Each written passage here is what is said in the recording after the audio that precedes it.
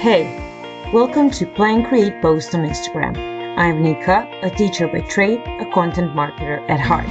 In this podcast, I teach you how to take your Instagram to new levels with great content.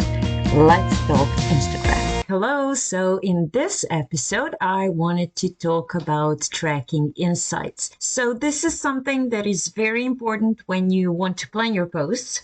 Why? Because you can see what works and what doesn't. You can check what content performs the best and you can focus on that. Or you can see what content doesn't work too well and maybe you can remove that from your strategy, or you can add less of that content in your strategy. So this is the plan part of the Plan Create Post process. And this is very important because it can actually help you create the best strategy. So if you go to Instagram, how do you exactly find your insights? You can go to your profile and click on the little burger menu and you will find insights. Another thing is right below your link or your bio. If you don't have a link, you can see professional dashboard. You can click there and then account insights, see all. You can also find insights for each individual post under the post itself. So between the graphic of the post and your caption.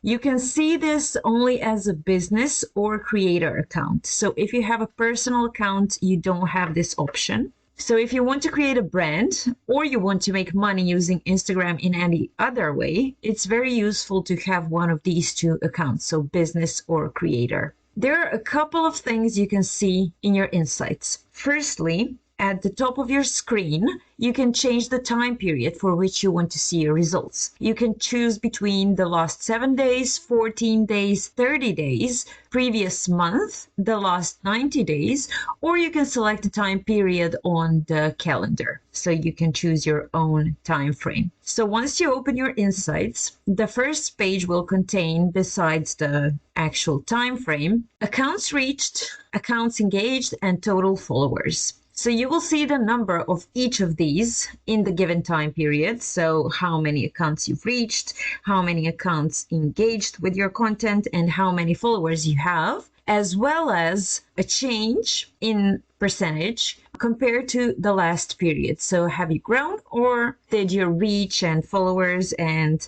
engaged accounts kind of drop in the last period? Then below that, you will see content you shared.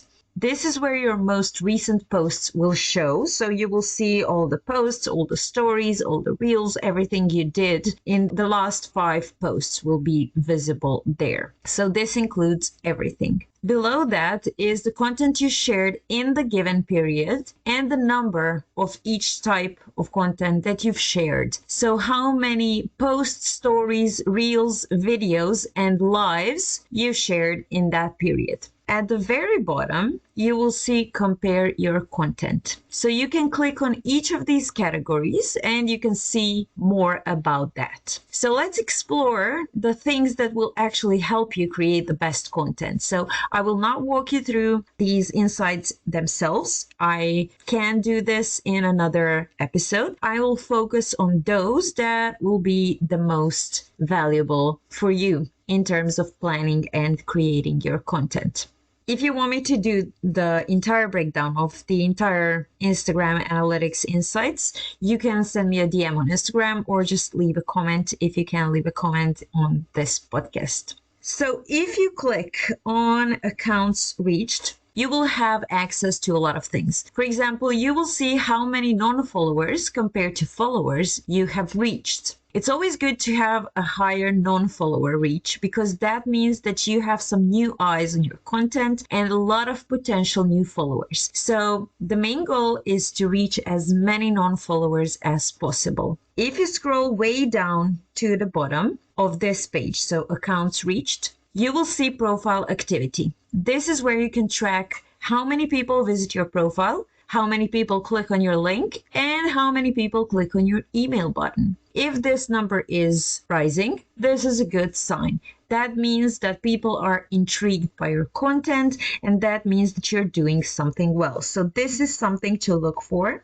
If your, for example, external link taps are decreasing, that probably means that you haven't really invited them to click on your link recently. So if you want people to go somewhere in your links, maybe invite them to click your link in bio, and this number will start rising. Profile visits are something that is very important because these are people that see your content and then think that your content is interesting and they decided to visit your profile. So once they are on your profile, they decide in just a few seconds whether they want to follow you or they will leave your profile. So make sure that your profile is optimized. We talked about this in a previous episode where I did the Instagram profile audit, so you can go check that out and maybe optimize your profile. If we go back to the first page of insights, the accounts engaged is not something I want to focus on today. There are much better insights in different places, and although this is very important, this will not exactly help you plan your content per se. This is more to get to know your audience. But there's also some insights here that you can find elsewhere, so I want to focus on those. When it comes to total followers is where you can plan your future content. Now, if you have less than 100 followers, you don't have access to some of these features. So just focus on getting your first 100 followers, just test different strategies and you will get there. Then once you do have 100 followers, here's what you can do. So firstly, you can check your follower growth. This is the first thing you will see on this screen. So depending on the time period you choose, you will see different days. So what to look for? Is there a huge spike of followers on some days? Check what you did that day and then repeat that.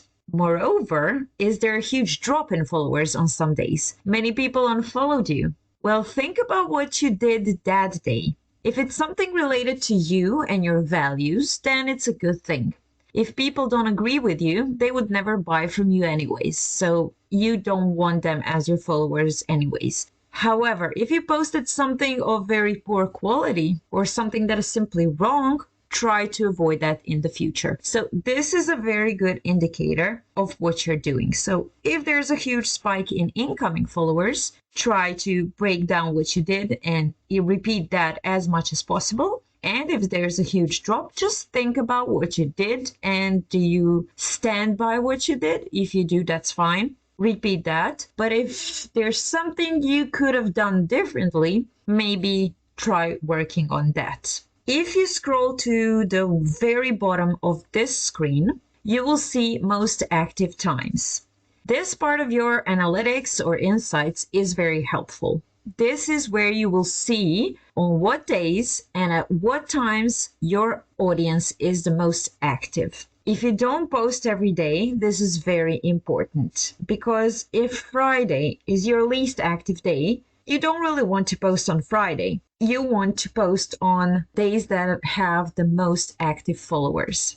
When it comes to most active hours, look for the hours when there are the most followers that are active, and you want to post your content right before your peak times. So this is how most people will see your content in the first hour, which is crucial to have the best engagement rate and to potentially end up on the Explore page. Finally, something that will definitely help you plan your actual content, so something that will give you a sense of what to post exactly, is the content part of your insights. So how to navigate this part? You are on the first page of your insights, so where you have the overview and content you shared. I don't really recommend going to content you shared where you see everything, but go to each individual category. So posts, stories, reels, videos, and live videos.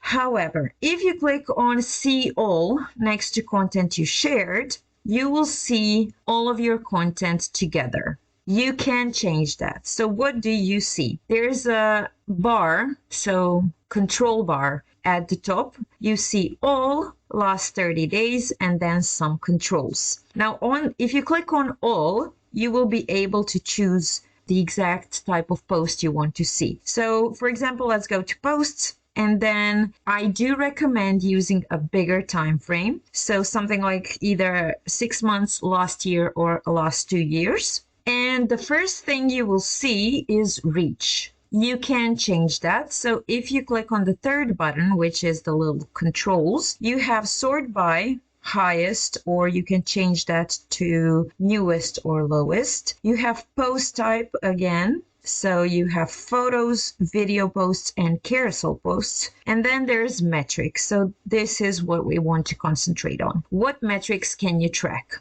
So we have business address tabs if you have your business address in your bio. Call button tabs, again, if you have the call option in your bio. Number of comments, email button tabs if you have your email there. Follows, impressions, likes, post interactions, profile visits, reach, saves, text button tabs, video views, and website tabs. So when it comes to posts, I usually keep them all together, so single carousel and video. And first, I do look at reach. So I take a look at which of my posts had the most reach, and I try to look for patterns. So is there a certain type of post that gets more reach than others? For me, it's actually memes.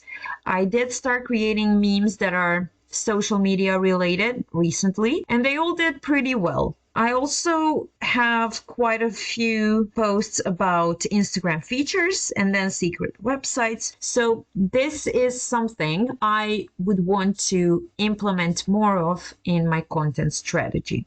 However, reach is not the only thing to look for. So let's go back to the controls metric and what I like to focus on the most. I really like to see follows. So that really depends on what your goal is. Everyone's goal is to grow, but sometimes you want to bring awareness, you want people to go to your website. So depending on what you want the most with a certain post, go to that metric. So I usually recommend looking at saves, because saves are very valuable because they mean that the person actually saved your content and thought it was so valuable that I want to go back to it later. So saves are really important. Shares are also important because when someone shares your post, more people will see it and you will have better reach with that. However, if you're in the EU, like I am, we are not able to see number of shares. That's actually a pretty dumb EU policy, which I don't really agree with because of the GDPR. However, if you're anywhere else, I believe everyone else has access to the number of shares. So savable content and shareable content is the best way to go when you want to get more eyes on your content.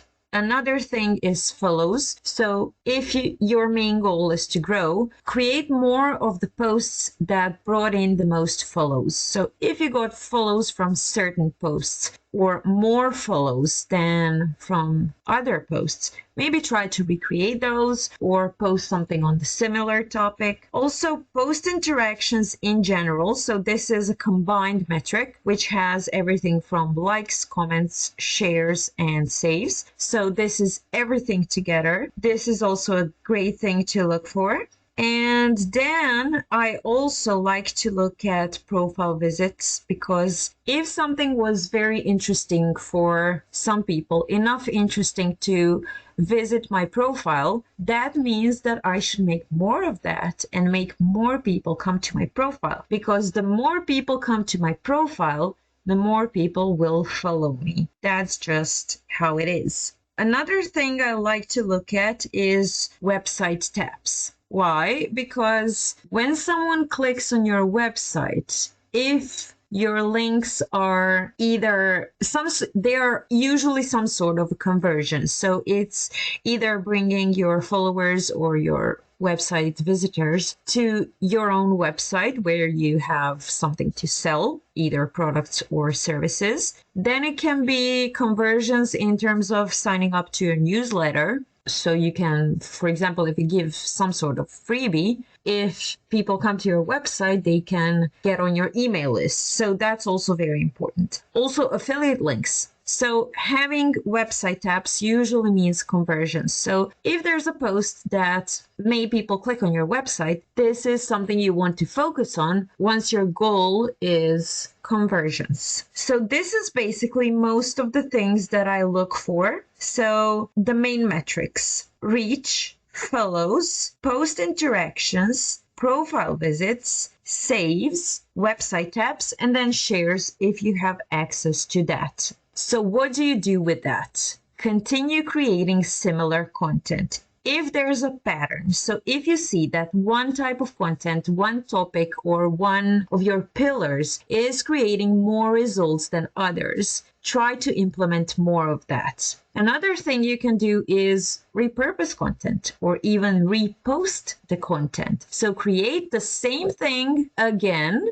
in a different way using a different graphic, or simply post it again. Because if it produced results the first time, it's more likely to produce results the second time around. So what I do want to emphasize is maybe don't post it unless it's at least 6 months old. That's my usual go-to. So if it's less than 6 months, I would repurpose it in terms of creating a new graphic, adding some new text, new information. But if it's older than 6 months, you can definitely repost that. So I hope this was helpful. I hope you will start tracking your insights more if you didn't already do that. And I hope this kind of help you realize what is important and what might not be as important as some other things. So like I said, I hope this was helpful and I hope you will benefit from this podcast. And I will see you in my next episode where we will deal with the create part of the process. And